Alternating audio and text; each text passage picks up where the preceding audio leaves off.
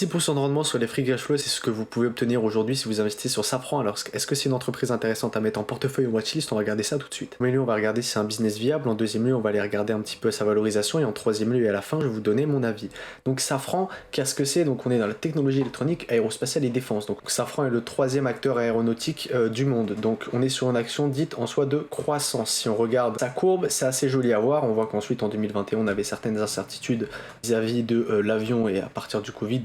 Alors vous le savez, même si on a quand même eu une grosse montée vis-à-vis de cette bougie-là, on voit un 14% quand même sur une journée. On va aller regarder un petit peu la vue d'ensemble parce que ça nous intéresse pas. On a une CAPI à 61, on a un compte de résultats qui augmente de manière stable, même si on a eu quand même de certaines baisses, on essaye de connaître un petit peu, on va aller regarder sur les derniers trimestres et semestres, on voit un retour de l'activité de manière spectaculaire avec des augmentés, avec des croissances de chiffre d'affaires à des 28, 29, 30%, parce que vous voyez quand même par rapport à 2016, on va aller regarder un petit peu et questionner ses revenus nets et les free cash flow. Donc qu'est-ce qui se passe? On voit un free cash flow qui augmente en soi de manière stable, et même pendant les années 2020-2021, on avait un free cash flow qui continuait d'être stable.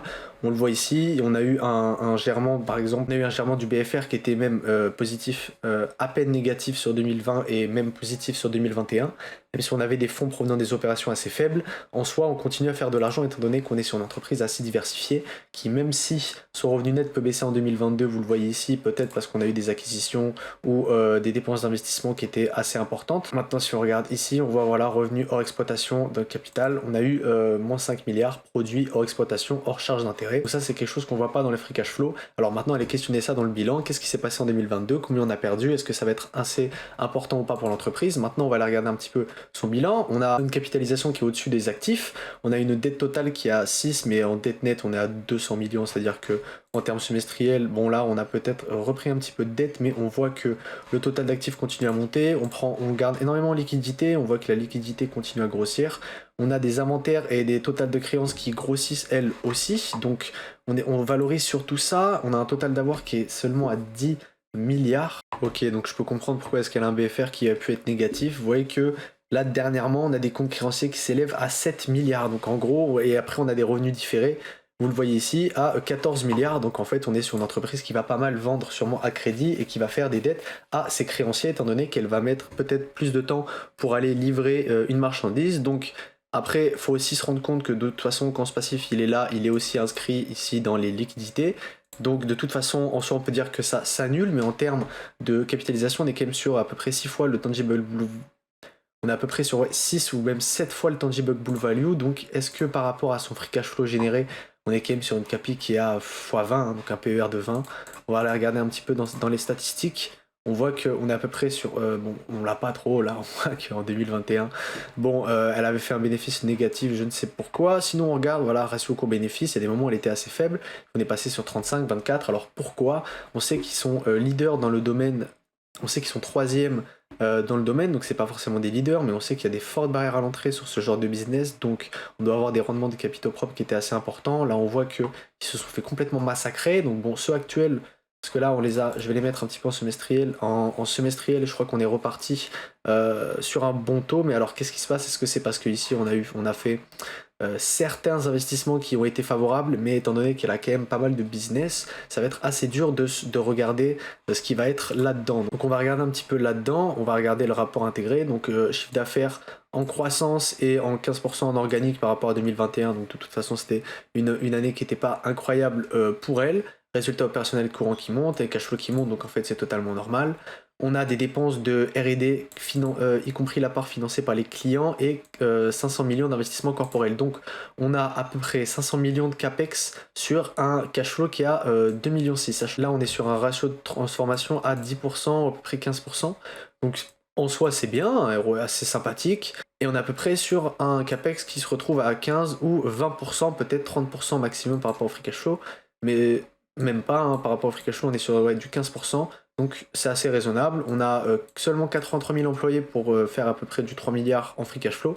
Donc forcément, on a des dépenses d'exploitation qui sont assez basses et qui même diminuent. Dans toutes nos activités, on a propulsion aéronautique, équipement et défense et aircraft intérieur. Donc qu'est-ce qui va monter et qu'est-ce qui pourrait avoir des relais de croissance? Propulsion aéronautique, on sait que là dernièrement, Boeing et Airbus ont eu des carnets de commandes qui avaient explosé. On l'a vu aussi sur sur Air France qui avait plus de personnes qui prenaient l'avion, etc. On a eu des retours qui étaient meilleurs que 2019, donc là-dedans on a 18% de marge opérationnelle, là on a 11% de marge opérationnelle et ici on a perdu de l'argent. Donc qu'est-ce que c'est que ce business là? Est-ce que c'est un business qui est viable? Pour l'instant on est quand même sur 2 milliards de chiffre d'affaires avec un résultat qui baisse, donc il faudrait aller regarder un petit peu de quoi il en retourne. On nous dit qu'on a eu une performance remarquable, une solide croissance de son chiffre d'affaires, donc ça de toute façon on pouvait pas y manquer. Voilà, donc là ça m'intéresse. Là-dedans, vous voyez qu'ici, on est sur du service et sur numéro 1 mondial des intérieurs de cabine, précisément AFE, et numéro 2 mondial avec les sièges, avec une forte présence sur les sièges de seconde affaire. Donc potentiellement, on a essayé d'aller chercher d'être numéro 1 dans ce business et ensuite pouvoir commencer à mettre des marges de dingo.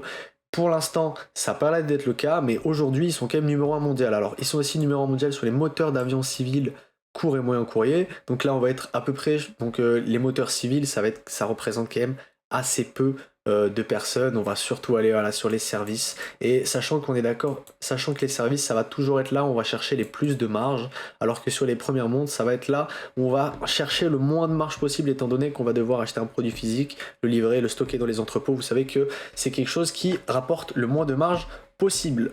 Maintenant, la question, ça va être la diversification. Est-ce qu'on va pouvoir aller un peu plus loin? On voit que on a surtout de l'avion civil, 73%, donc à quoi ça représente? Est-ce que l'avion civil, ça va être surtout, j'imagine, les avions des compagnies aériennes ou possiblement des avions de fret aérien?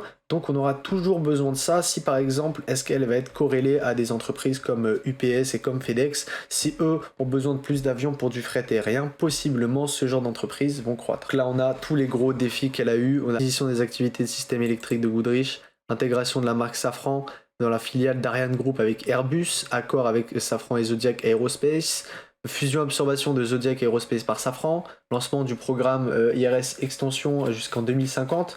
Donc là, on a eu quand même pas mal de choses. En 2022, on a eu la baisse, ils l'ont expliqué par rapport au conflit russo-ukrainien. Donc bon, on y a échappé, mais est-ce que ça avait un rapport? On sait que le prix du pétrole a baissé, est-ce qu'il est corrélé, etc. Vous allez faire vos recherches, vous allez regarder un petit peu les bilans et de quoi il en retourne. Aujourd'hui, Safran est une bonne boîte avec un PER qui potentiellement pourrait être assez faible aujourd'hui et qui pourrait continuer à grossir. Est-ce que son est-ce qu'elle a des possibilités d'expansion dans son business? Est-ce que aujourd'hui le mal qui est au commerce, etc. va lui retomber dessus et elle va être moins valorisée? On sait qu'aujourd'hui elle est à 20. En moyenne pour des entreprises de ce type là on pourrait aller chercher du 30. Est-ce qu'elle va aujourd'hui on a un retour sur investissement sur les dernières choses qu'on a fait en 2022 et en 2023 qui était assez intéressant. Est-ce que ça va continuer? Aller questionner la politique d'allocation aussi, parce que ça c'est important. On sait qu'on a un dividende qui est assez faible étant donné qu'on essaye surtout de faire de la R&D avec l'argent qu'on a. On voit 2006 de revenus et 1,6 de R&D, donc c'est quand même assez important. Si on le regarde, c'est pour ça qu'on voit qu'il y a des bénéfices nets qui sont plus bas alors que les free cash flow sont au même endroit. Si vous appréciez ce genre de vidéo, n'hésitez pas à mettre un like et vous abonner. Moi je vous dis à bientôt.